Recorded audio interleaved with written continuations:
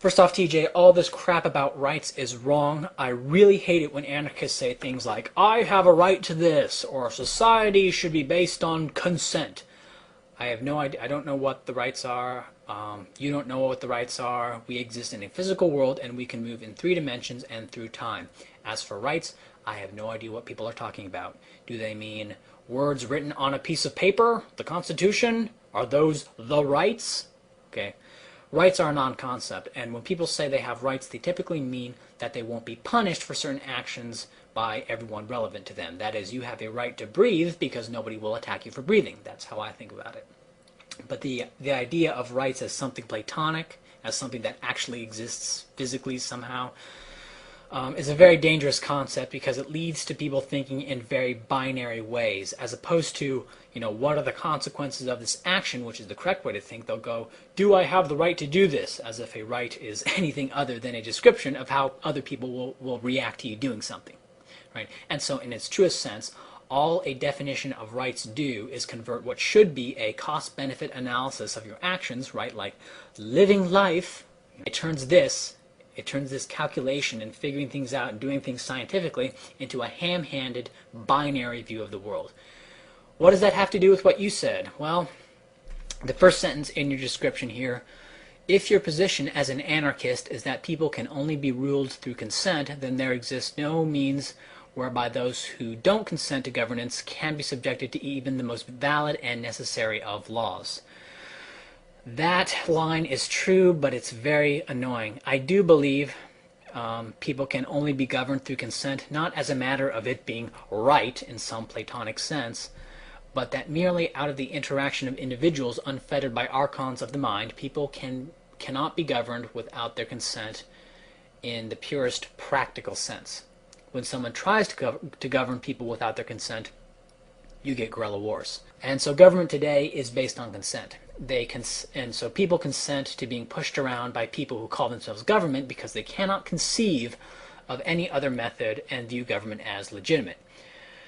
I also consent to this arrangement because there aren't enough people who want to break off with me at this point, right? I must consent to the U.S. government in the same way a murderer would have to consent to a DRO that outlawed murder. But because so many people believe in the psychotic system that you must be violently forced to pay taxes for crap you don't want, otherwise, human nature will eat itself alive, I and people like me must consent because our number is so small that we have no alternative. And maybe you can kind of see how this goes into your consent paradox. In a world of DROs, why would a murderer consent to laws forbidding murder? Well, for the same reason I submit to the U.S. government. Because murderers are such a tiny minority that they either must submit to laws against murder or else live off the grid. Or I guess they could form a DRO that allowed murder, but that would kind of go against the whole point of a DRO. But anyway, and if a murderer didn't want to consent to a DRO's laws against murder and chose to live off the grid, well then that would be that. And as I said earlier, I don't appeal to any Platonic forms that everyone must subscribe to a DRO as a matter of political philosophy. The DRO is just the model that most anarchists have gravitated to, and stateless societies in the past have always used some variation of this model. If the murderer tried to attack someone within the DRO, well then I'd imagine he'd be dealt with the same way you would deal with like a pack of wolves or a bear, because by his action the murderous man is no different than a pack of wolves or a bear. Now, here in your description you really annoyed the hell out of me when you said, if victims must consent to punish criminals, will they not consent for those who have committed even the most minor infractions to suffer the most heinous punishments? If criminals must consent to be punished, will they not refuse to consent to such punishments regardless of how deserved they may be?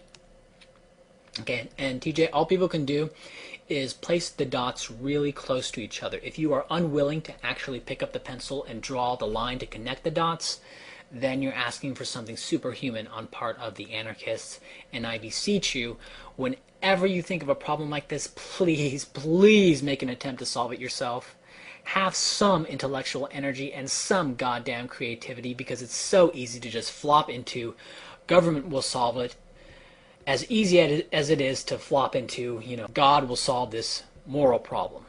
Well, in anarchic Ireland, Iceland, and the Western United States, what happened is this scenario like never happened because people submitted to the private courts ahead of time. Like when they came into a new area, they'd form, like in the Western United States, it was called a claims association, right? So they had a court ahead of time, and they'd set this up. And the private courts that these things had, their only power was its reputation for providing just rulings. Its power was dependent on like other people would listen to the court and carry it out, or if the court, if someone didn't obey the rulings, then like businesses would blackball them, not give them water rights, not give them easement. There's all sorts of negative enforcement mechanisms. Like today, what you do, like one idea for a negative enforcement mechanism would be shutting off utilities, shutting off water and electricity, lowering the credit rating. There's all sorts of things you can do to get people to obey court rulings. And if they don't obey the court rulings, then you can just shut off the power line.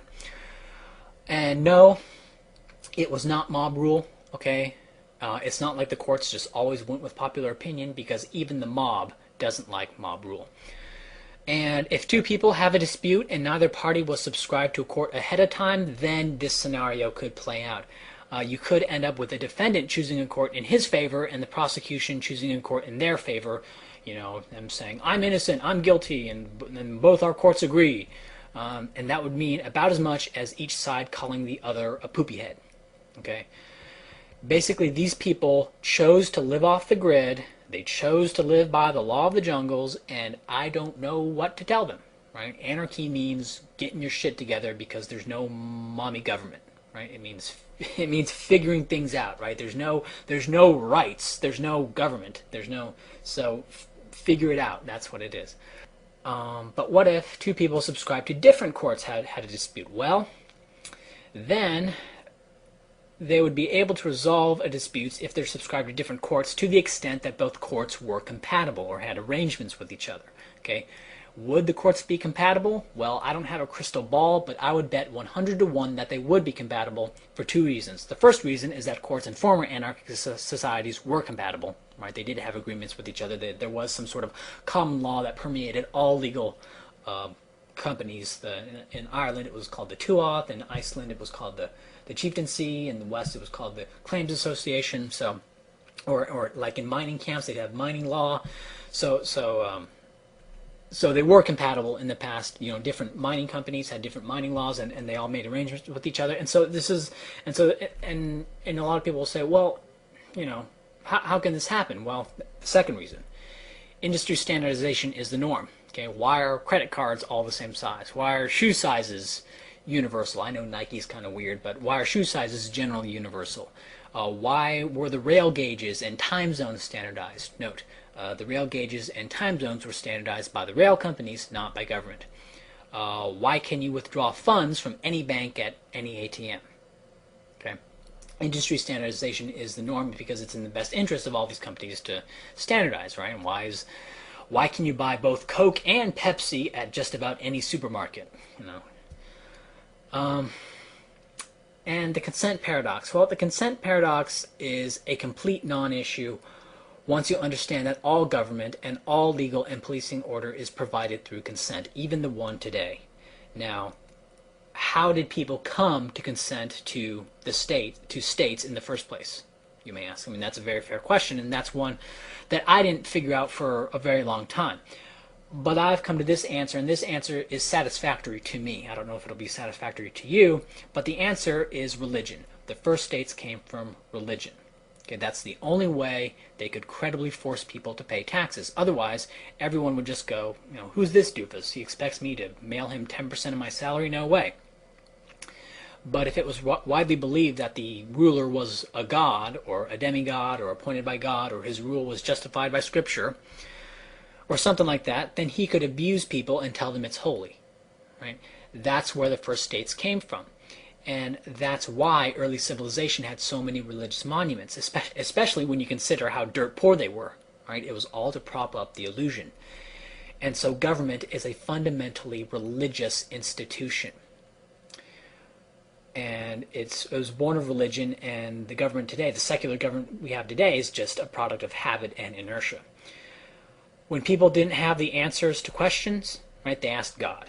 when they couldn't figure out how to plan society, what they did is they picked some guy and said he was connected to God somehow, and this leader was to channel the will of God that would plan the optimal societies, right? That's why so many of like the first leaders were also held the title of chief priest or something like that, right? Because that's the origin of the state. When people don't have answers to a scientific question, they'll often appeal to God for the answer. This is the God of the gaps, and it is a non-answer that has prevented the search for real answers for a very long time. And when people don't have answers to an economic question, they'll often appeal to government for the answer. This is the government of the gaps, and it is a non-answer that has prevented the search for real answers. And so government is a lot like God, which makes a lot of sense because its origin is religious.